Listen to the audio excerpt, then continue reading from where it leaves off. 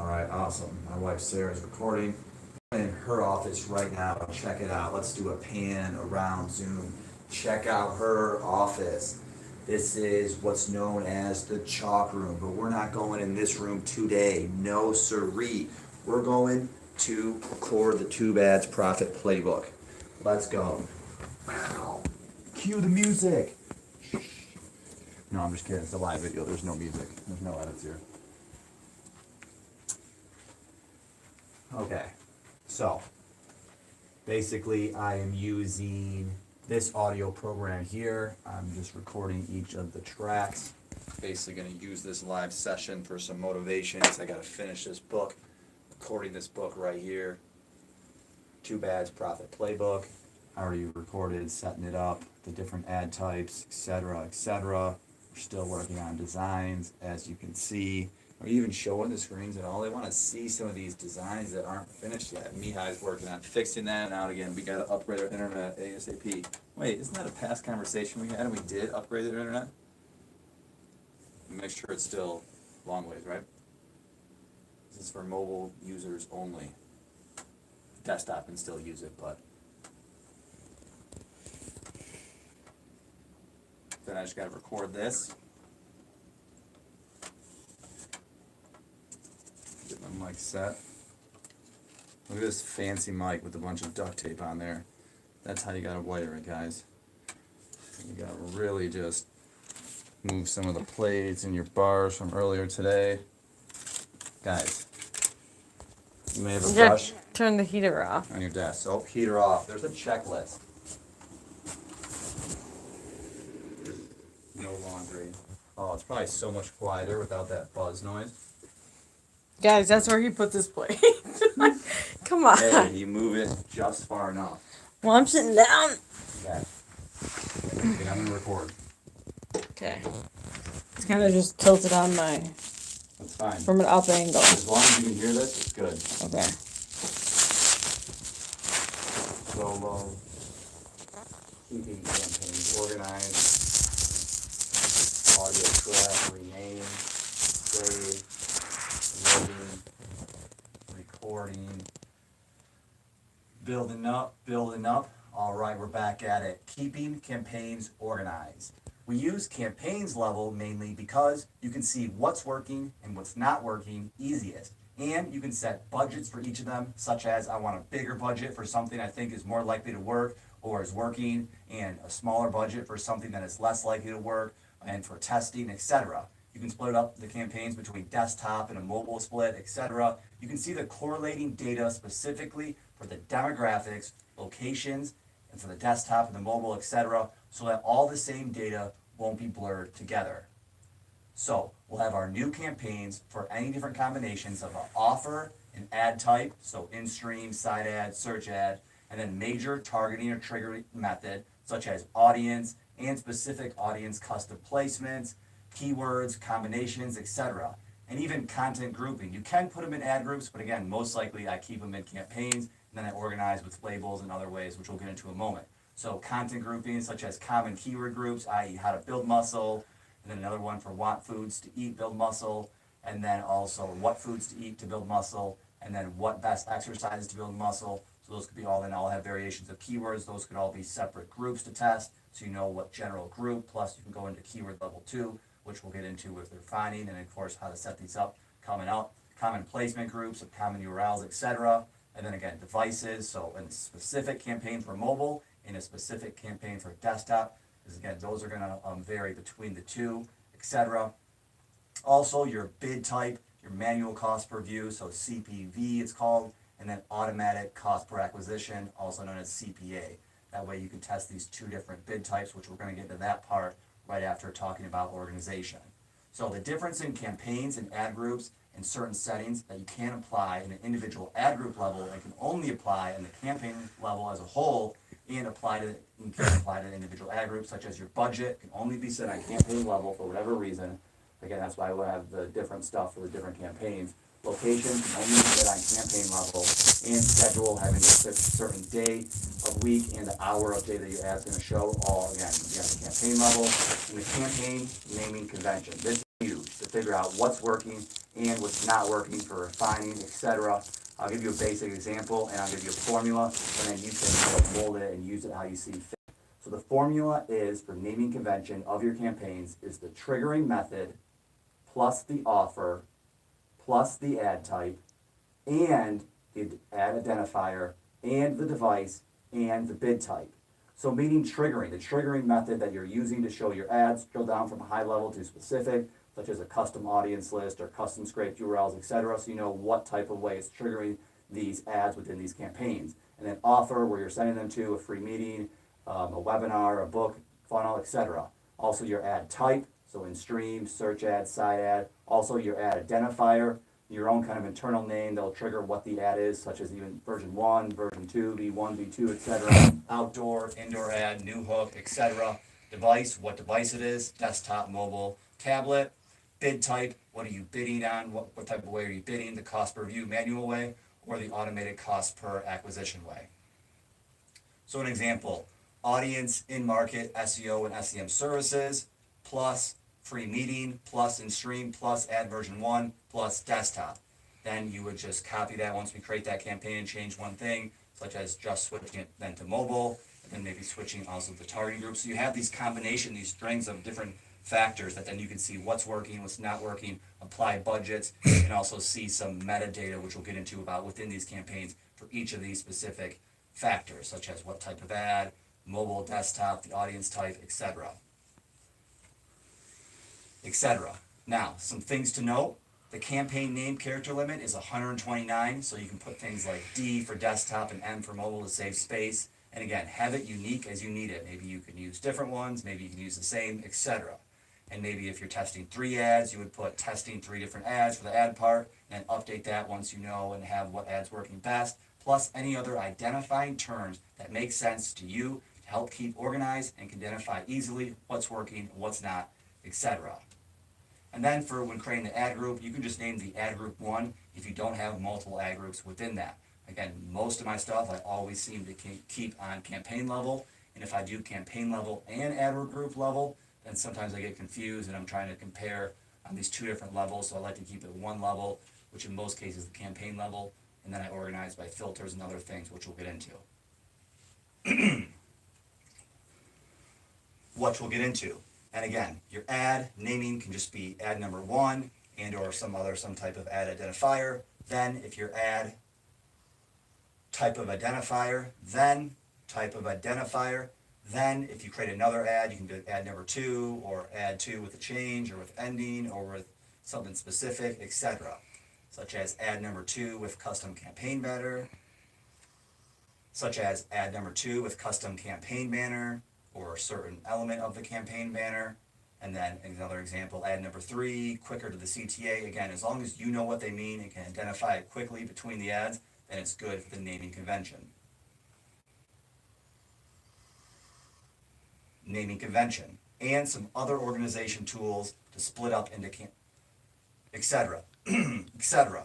And some other organization tools to split up the campaigns, can group the campaigns together as well with campaign groups. You can also add labels to certain campaigns and ad groups. Then you can use filters to see those campaigns and ad groups within certain common labels only, or they don't include certain labels. You can use filters in all types of ways like that to organize it and see the data within any type of chunking and filtering that you want to use that makes sense to you. File, save project.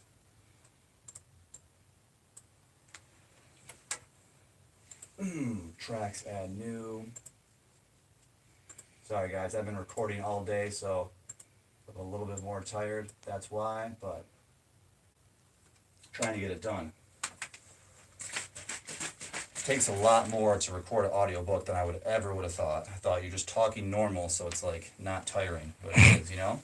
Or I just don't talk a lot.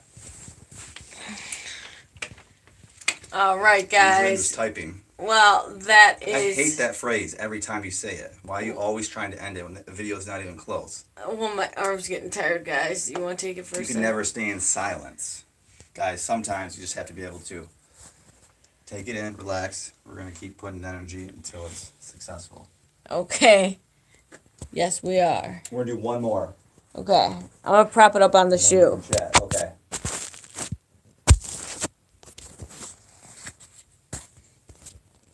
This is the recording of Tube Ads.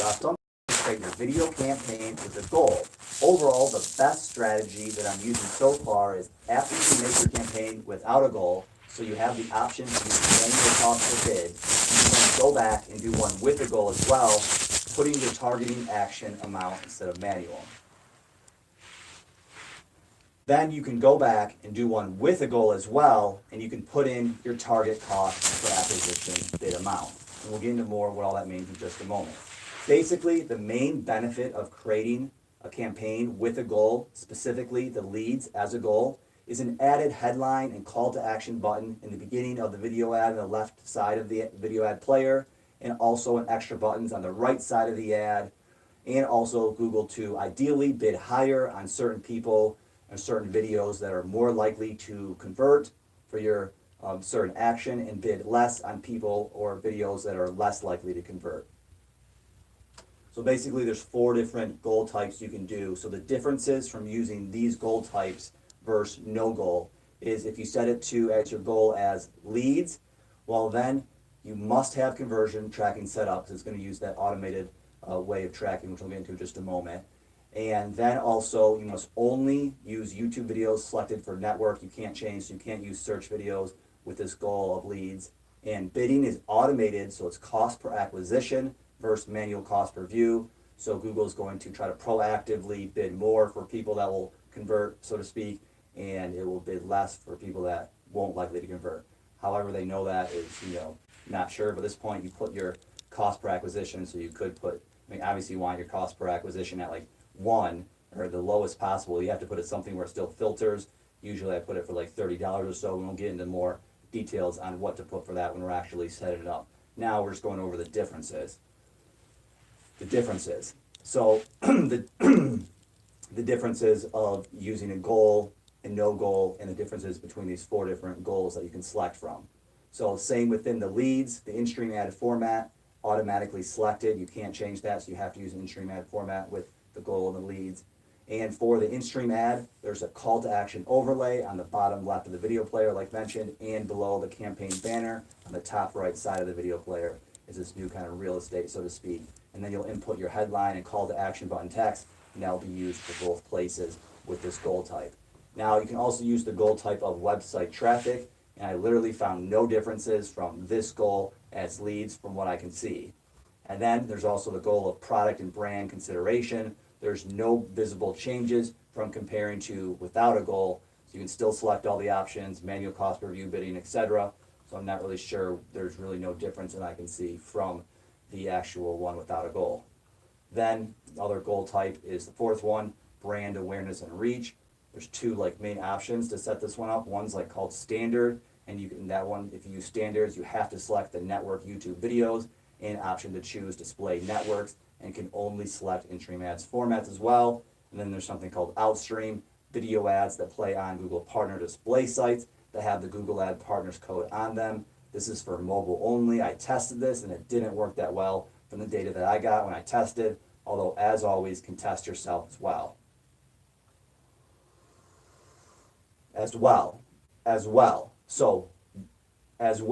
So with no goal, you can select any option, but then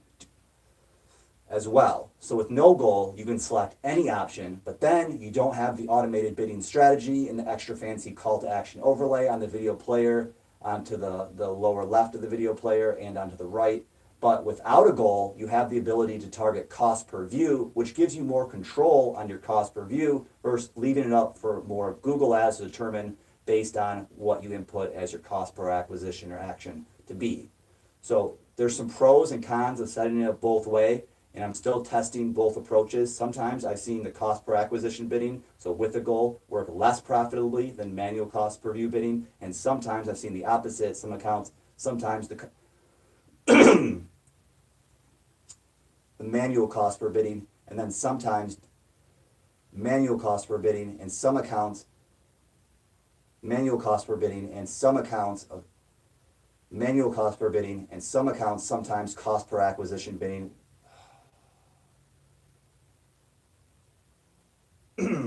manual cost per view bidding, and some of the accounts manual cost per view for bidding, and some of the accounts for different markets and different clients. Sometimes the cost per acquisition bidding was actually working better than the manual cost per view bidding. So as now still best to both. It's doing so good until the end. You got it. Guys, this is creating audio. You got it. Like you do a line and then my voice gave out at the end. Now I have to restart it, and I was like in the flow. No good or bad. Push into the extremes. Action can be. It's 10:19. It started work at 9 a.m. So it's only 11 hours. Yep. We had a good hour break before this, so that was good. As well, action can be. So there's pros and cons of setting it up both ways, and I'm still testing both approaches currently. Sometimes I've seen cost per acquisition bidding work less profitably than manual cost view per bidding. In some accounts with some clients in some markets, sometimes the cost per acquisition bidding type works better than the manual cost per view bidding. So as now, still best to test both in my opinion. And definitely use no goal in the beginning when you're first creating a new Google Ads account to have the manual cost per view bidding available for more control, and also to build up enough conversions within Google Ads. And then if you make it one with the cost per acquisition with a goal with leads, then you can use the cost per acquisition bidding, and they can actually have conversions to then try to optimize for those conversions in the first place.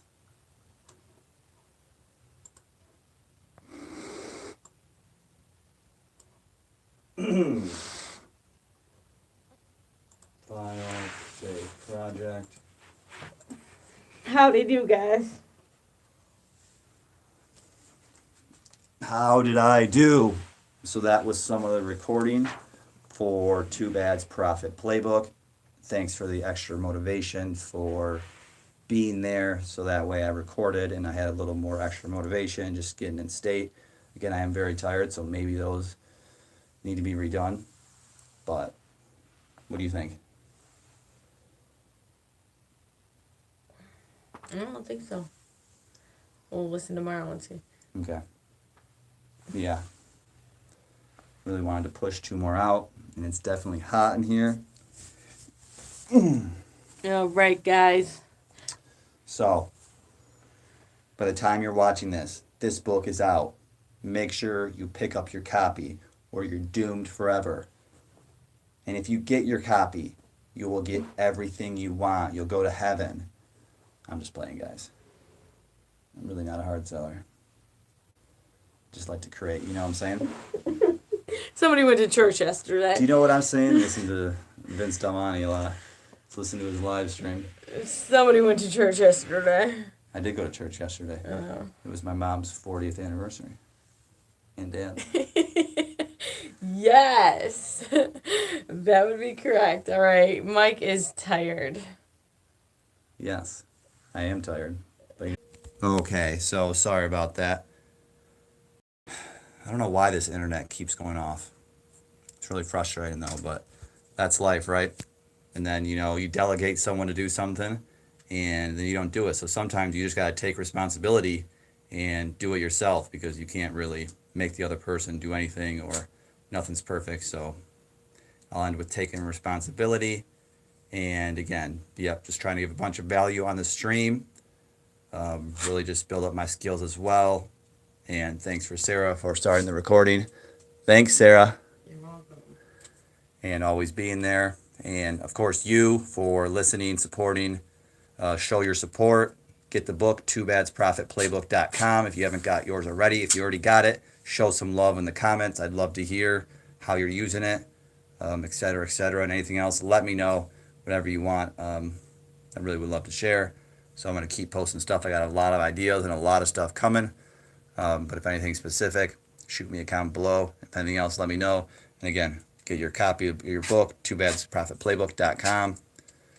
That's it. I'll stop pitching. Anything else you want to add, Sarah? Nope. Later, guys. Peace.